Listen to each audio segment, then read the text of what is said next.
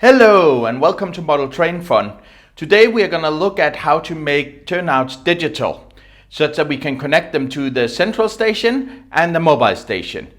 This is the third and last part of the three-part videos about how to make the turnouts digital.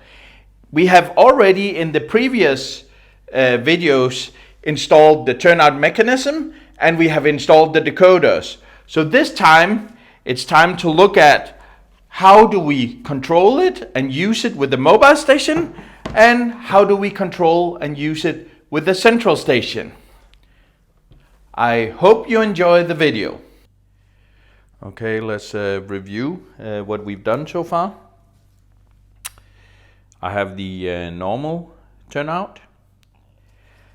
I have mounted a turnout mechanism and a decoder.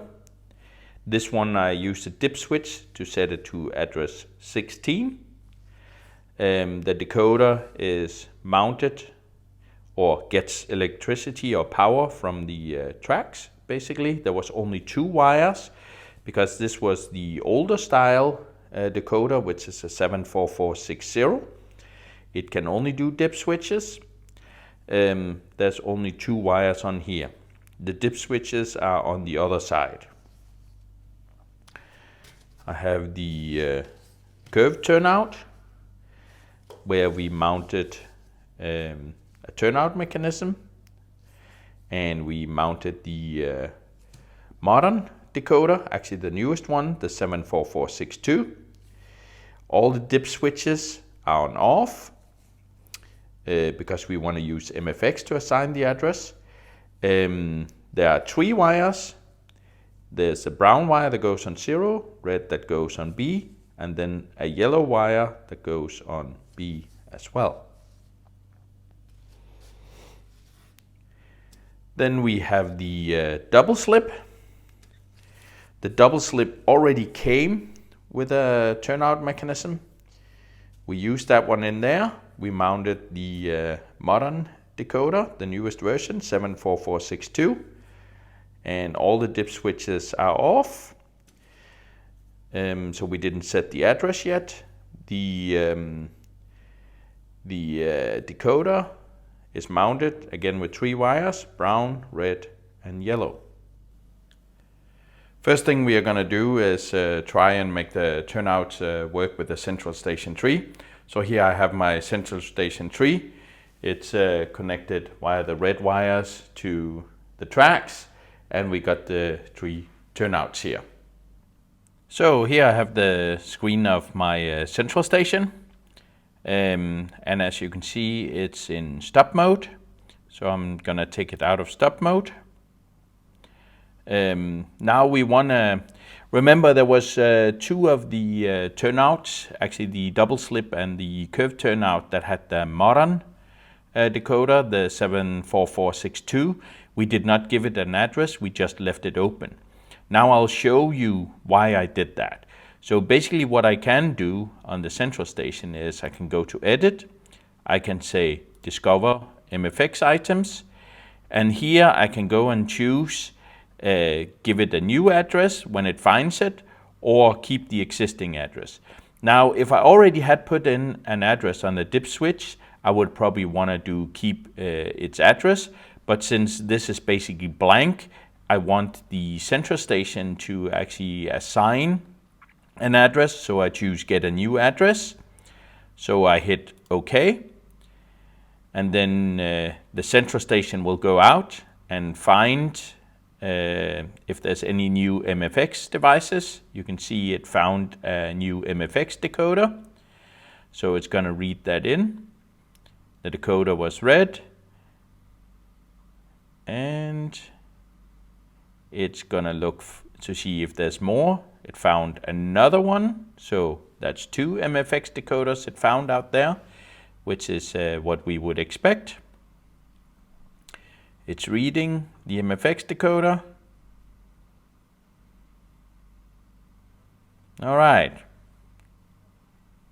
I guess it's looking if there's any more out there.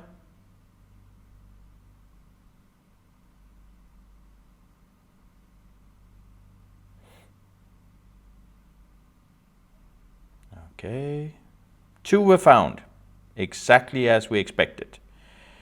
Now, where do we see them? Because nothing happened here on the central station. Well, we can go under the article list. So I go under edit and the article list, and then let's see if there's something that's different.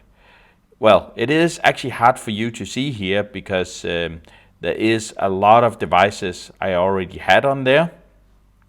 If I'm looking at if there's anything new, I would say the 2 first ones here look like something I haven't put in.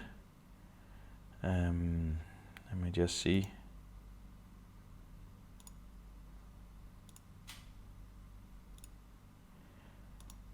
Well, you can actually hear it and see it here. When I click on this one, that was one of the ones on there. From the position I'm at now, I can't see which one it is. It's the curved turnout I can see. If I click on the other one here, that is the double switch. So these were indeed the 2 ones it found. So what the central station does is it will assign free addresses. And as you can see, I have a lot of different accessories on here. If I go click on a random over here, you see that's actually number 8. One down here is number 24, so it was already there. So indeed, it didn't choose those. But it seems like I hadn't used address 1 or address 2. So it automatically gave these address 1 and address 2. So we saw the central station add the 2 MFX decoders. However, if we go into edit again in our article list and we look at them, well, this one here, which is the double slip, looks like a turnout, which of course is wrong. So we need to make sure that we change the symbol for this one, and we basically just do that by clicking on the double slip down here.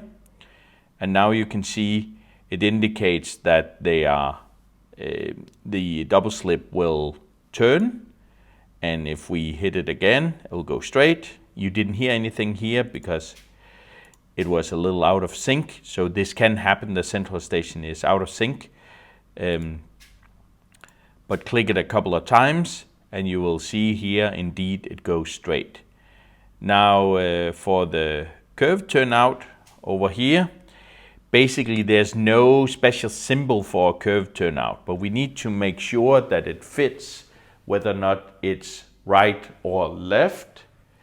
And I believe this one here is this is a right-hand turnout, so I can again change the symbol here, and you can see now it just defaulted to something. I can click on it now, and then you see it immediately gets in sync. So now it's actually straight, and we indeed see that the current turnout is straight. So you always need to make sure just to update these 2 symbols. Okay, let's go out of the edit mode because now we want to add the last decoder, which was the old style decoder 74460. Remember, this decoder only had a dip switch, does not have MFX, so it cannot automatically be assigned. I'm gonna add it manually. I do that by going to edit. I'm gonna do the add article. I'm gonna choose a turnout. And you see here highlighted is W1. W1 is the one it gave us. It automatically gave it an address of 3. Again, the central station is trying to be smart to find a free address. However, I know it's number 16, so I go down here and I change the address. We know it was, I'm just increasing. I could also type it in, 14, 15. Notice some of these numbers here are red. That's because they're actually already used by another device. See, if I go down again here, you see number 12 was actually free. Okay, let's go and find number 16. Unfortunately, it looks like number 16 is already used. However, I know it's a device I do not have currently on the track, so we are okay. In general, make sure that you find one that's not already being used, so find a black one, not one that's red, and also make sure that your dip switches fit with this. I know it's 16, so we set the address to 16. I try and click up here, and you see indeed it changes, and you also see the turnout here right next to it also changes. So that's actually the other turnout that, if I click on this one, that has, yes, I want to keep this address, that has number 16, right? So the central station both warns us and tells us, hey, there's another one with the same address. So the benefit with the central station is you really don't care about what addresses your accessories have, in this case the turnouts and the double slip. What you do is you draw your layout on the central station, and then all you have to do is basically just click on it, and the correct turnout and or double slip here in this case will actually change. So here I just kept the default names. You can give it more meaningful names as well, but all in all, this is the benefit of the central station, which gives you an easy overview of your layout. Let's try the turnouts and the double switch with the mobile station. So I have the mobile station here connected to the track connector box, which has a wire that goes to the track, which is connected to our turnouts and double switch. Let me just zoom in a little. Okay. So how do I control it? Well, I have my mobile station here. I basically click on the button here that shows a turnout. I click on this one. Now it goes over and shows a keyboard. In essence, the keyboard can be any accessory, but we do know that we have connected our double slips and turnouts to it. It starts here by showing address 1 and 2. So over on this side here, the red and green here is address 1. I can change it by clicking on the buttons next to it. And if you look at it, that actually changes the double slip. In the same fashion, I can click on the 2 buttons over here and change address 2, which is the curved turnout. Now, how do I find number 16, which was my normal turnout? Well, I can click on the button up here. You see there's a going up and there's a going down, so up and down here to each side. Okay, I find number 16, that's here. So now number 16 is to the right and number 15 is to the left. And again, I can click here. And if we look at it, that's actually the correct turnout that's changing. A little tip here, because there's actually a lot of addresses.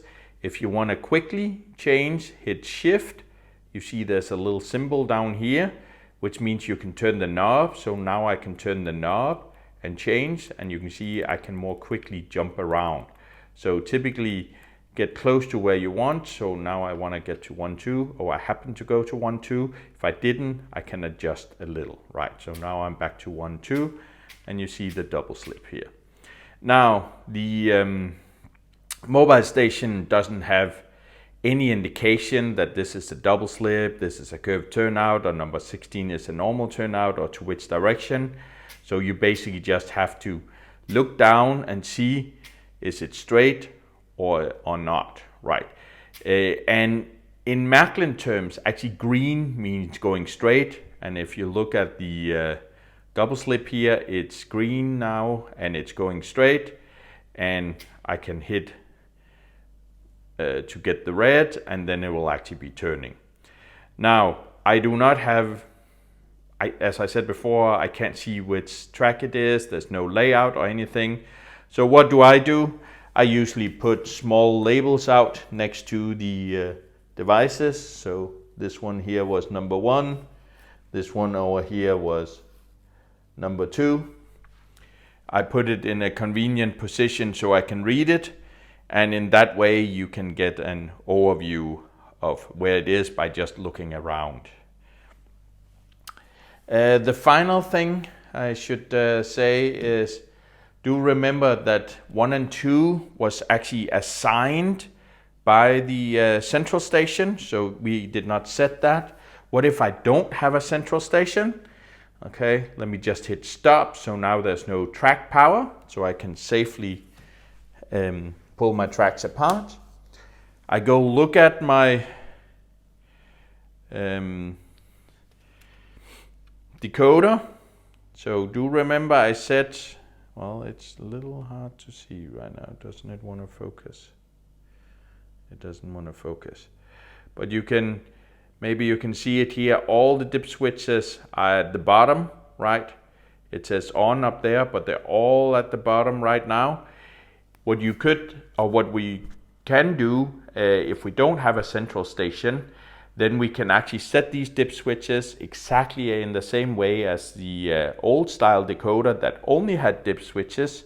How was it we did that? We go to the manual, we find the table, we find the address we want, let's say it was 16, and then you set the dip switches exactly as it says in the table.